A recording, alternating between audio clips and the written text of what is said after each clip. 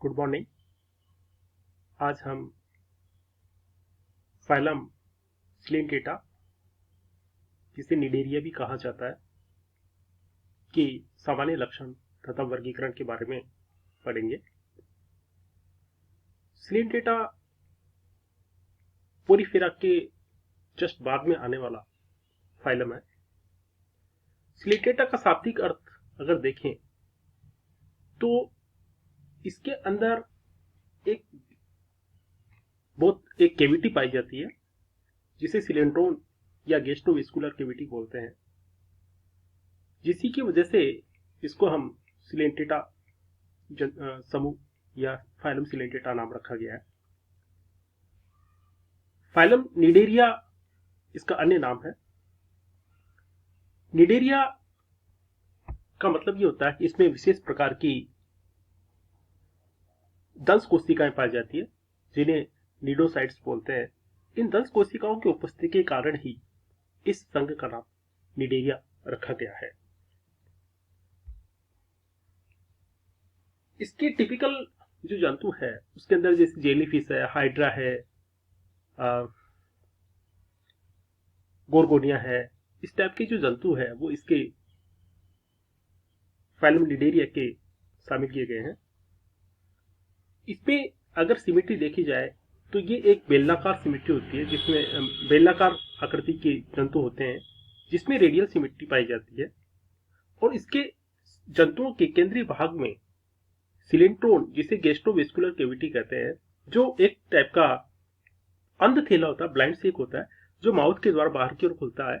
और ये जंतु किसी स्थान पर स्थानबद्ध या फ्री लिविंग हो सकते हैं, किसी एक स्थान पर स्थान से भी चुके हुए पाए जा सकते हैं, या फ्री लिविंग भी हो सकते हैं, स्वतंत्र रूप से भी ये गमन कर सकते हैं। जंतुओं का जो शरीर है, सिलेंटेटा जंतुओं का जो शरीर है वो डिप्लोब्लास्टिक होता है, जिसमें भ्रूणीय अवस्था के अंदर एक्टोडर्म तथा मीजोडर्म से इनकी बॉडी बनती है। और इसके जो बीज के अंदर जो है मीजोग्लिया, एक सीमेंट लेयर उपस्थित होता है। इनके जीवन में दो प्रकार की लाइफ फॉर्म्स उपस्थित होती है, जिसे पोलिप और मेडुसा कहा जाता है। ये पोलिप और मेडुसा एक दूसरे में इंटरचेंजेबल होती है, जिसे ऑल्टरनेशन ऑफ जनरेशन कहते हैं। अपन आगे पढ़ेंगे इसके बारे में। इनके अंदर पाई जाने वाली जो दंश कोशिकाएं हैं उनको निमेटोसाइट्स भी बोलते हैं, जो कि एक विशेष प्रकार की अपनी रक्षा से संबंधित, जंतु की रक्षा से संबंधित ये दंश कोशिकाएं इनके अंदर उपस्थित होती है। इनके अंदर तंत्रिका तंत्र नर्व नेट के रूप में पाया जाता है, जो कि दोनों जो लेयर्स होते हैं उनके बीच में उपस्थित होता है, जिसको इंटरनल नर्व नेट भी कहते हैं। इनमें विशेष प्रकार के सिस्टम, जो कि एक सामान्य उच्च कोटि के जंतु या उच्च जो वर्टी नॉन कोडेट के जंतु जिनके अंदर उपस्थित होते हैं, वो इनके अंदर बिल्कुल भी अनुपस्थित होते हैं, नहीं पाए जाते। जैसे एक्सक्रीटरी सिस्टम, जो कि उत्सर्जन तंत्र, इनमें नहीं पाया जाता, न ही इनमें श्वसन तंत्र पाया जाता है, न ही इसमें सर्कुलेटरी सिस्टम यानी कि परिवहन तंत्र पाया जाता है।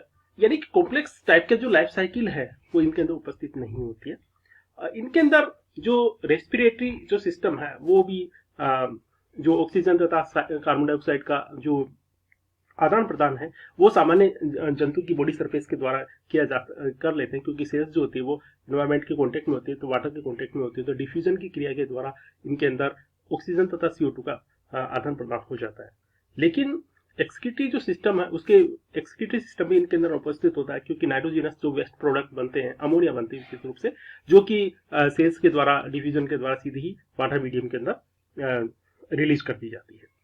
और इनके अंदर जो ये कॉलोनी, इनकी जो कॉलोनिकल फॉर्म्स होती है, यानी कि जब ये कॉलोनी के रूप में पाए जाते हैं तो इसके अंदर पॉलीमॉर्फिज्म पाई जाती है। एक ही जंतु के कई प्रारूप इनके अंदर उपस्थित होते हैं, जिसमें मुख्य जो प्रारूप है पोलिप और मेडुसा है, इसके अलावा भी बहुत सारे प्रारूप है देखने को मिलते हैं। अतः इन जंतुओं का मुख्य जो कैरेक्टर है वो निडोसाइट्स की उपस्थिति पहला, और दूसरा जो है कि इनके अंदर पॉलीमॉर्फिज्म, जंतुओं के अंदर पॉलीमॉर्फिज्म पाई जाती है।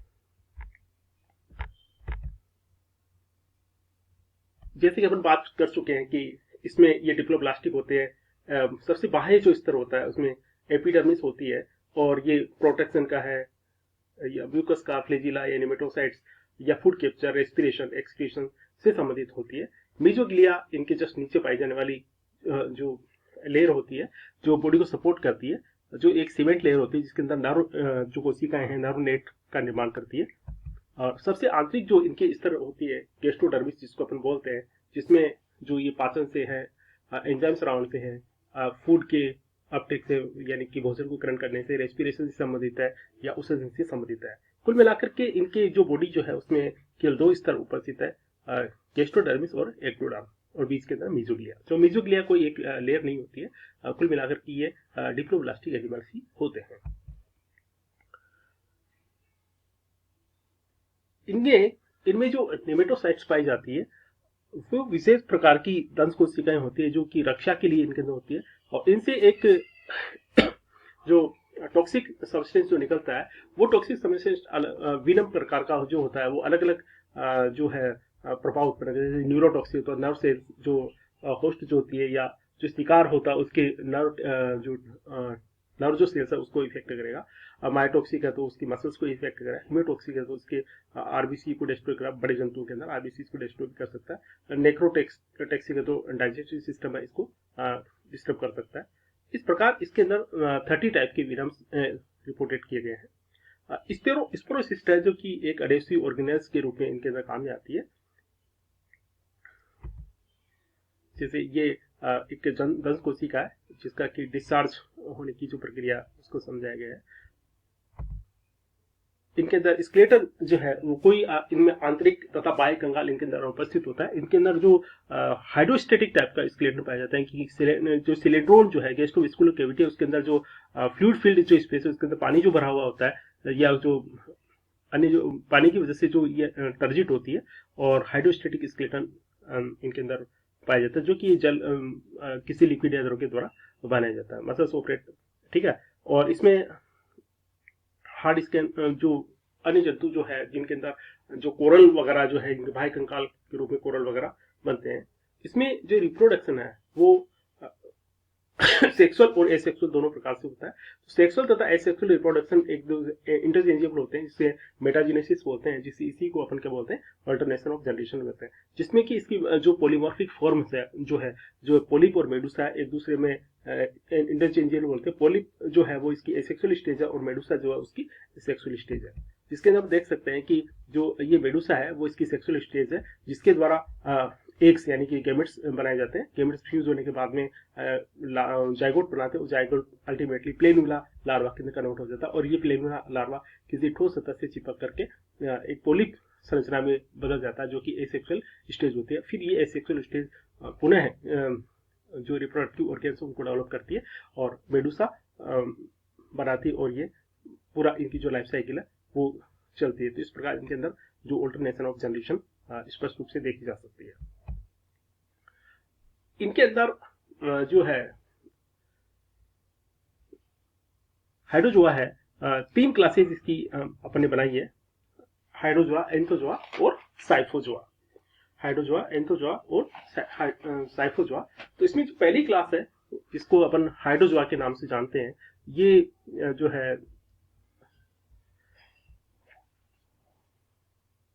इसके अंदर हाइड्रा और हाइड्रा से संबंधित जैसे ही जंतुओं को अपन शामिल करते हैं। और हाइड्रोजोआ जो है इसके अंदर जो मुख्य जो है जो स्टेज जो है वो पोलिप जो प्रकृति जो है वो डोमिनेंट होती है। जीवन चक्र में दोनों अवस्थाएं उपस्थित होती है, इसलिए इसे पीढ़ी एकांतरण पाया जाता है। इनकी बॉडी वॉल जो है केवल में एपिडर्मिस की नेमेटोसाइट्स पाई जाती है। इनका मीजोग्लिया थिन होता है, छोटे यानी कि पतले आकार की इसके अंदर मीजोग्लिया होती है जो कि एसेलुलर होती है, और इनकी जो सिलेंड्रोन जो होती है वो विभाजित नहीं होती है। और इनमें गोनेट्स का जो निर्माण है एपिडर्मिस की अंतराली कोशिकाओं के द्वारा किया जाता है। एग्जाम्पल में देखें तो अपन जैसे हाइड्रा है, इसकी जो मुख्य अवस्था जो है पोलिप स्टेज इसको अंदर देखने को मिलती है। जैसे ये हाइड्रा का एक हाइड्रोमेडुसी है जो कि एक फ्री लिविंग पिलेजिक एनिमल के रूप में देख सकते हैं इसको, और गोनेट्स जो है इसके अंदर विजिबल हो रहे हैं।